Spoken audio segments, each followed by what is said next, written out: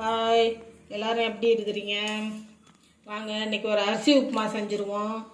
இது பச்சை அரிசியை கழுவி நல்லா காய வச்சு மிக்சியில் அரைச்சி வச்சுருக்கேன். அரைச்சி சல்லடையில் சலித்து அந்த மாவு தனியாக எடுத்து வச்சுட்டு இது ரவா பதத்தில் எடுத்து வச்சுருக்கிறேன். இதில் ஒரு டம்ளர் எடுத்து இப்போ உப்புமா செஞ்சிடலாம். அடுப்பு பற்ற வச்சுக்கலாம்.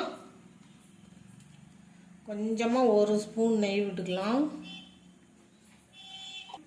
வாசனை நல்லா இருக்கும், அதுக்கு தான் நெய் விடுறேன். அப்புறம் எண்ணெய் ஊற்றிக்கலாம்.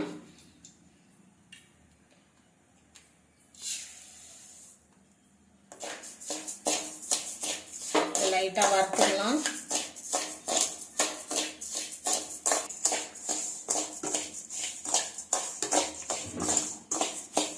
இந்த மாதிரி வறுத்துட்டு செஞ்சோம்னா ஒன்றோட ஒன்று ஒட்டாத இருக்கும்.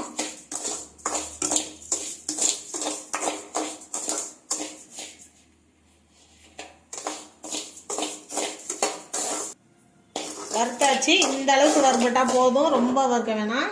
இதை எடுத்து கொட்டிக்குவோம். ஒரு 2 ஸ்பூன் எண்ணெய் விட்டுக்கலாம். கடுகு கொஞ்சமாக போட்டுக்கலாம்.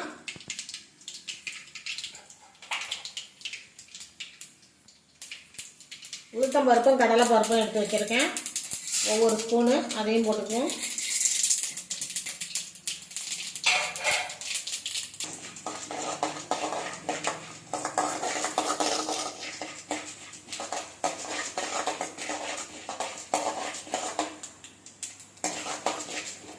கடலை பருப்பு செவந்துருச்சு. ஒரு வெங்காயம் எடுத்து வச்சுருக்கேன், அதை போட்டுக்கலாம்.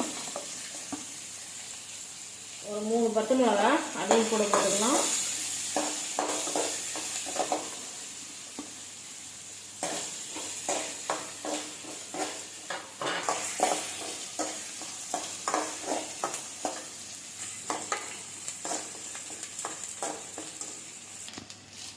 ஒரு 10 கருவேப்பிலை, ஒரு சின்ன சைஸ் தக்காளி எடுத்து அரைச்சி வச்சுருக்கேன், அதையும் போட்டுக்கலாம்.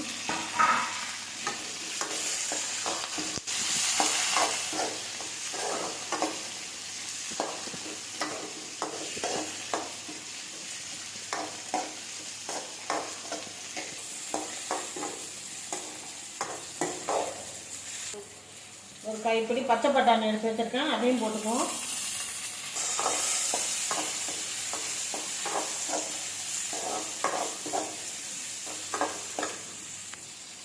எந்த டம்ளரால் அரிசி எடுத்தோமோ அதே டம்ளரால் 3 டம்ளர் தண்ணி விட்டுக்கலாம்.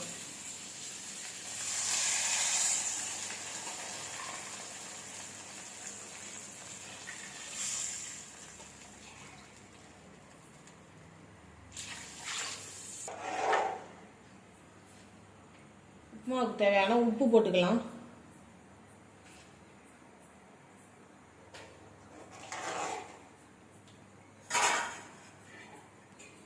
தண்ணி கொதிக்கிட்டு மூடி வச்சுக்கலாம்.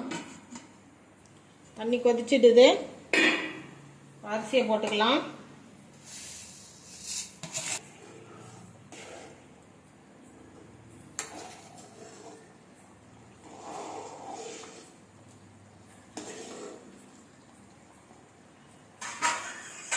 அடுப்பை சிம்மில் வச்சுட்டு அப்படியே மூடி வச்சிடலாம்.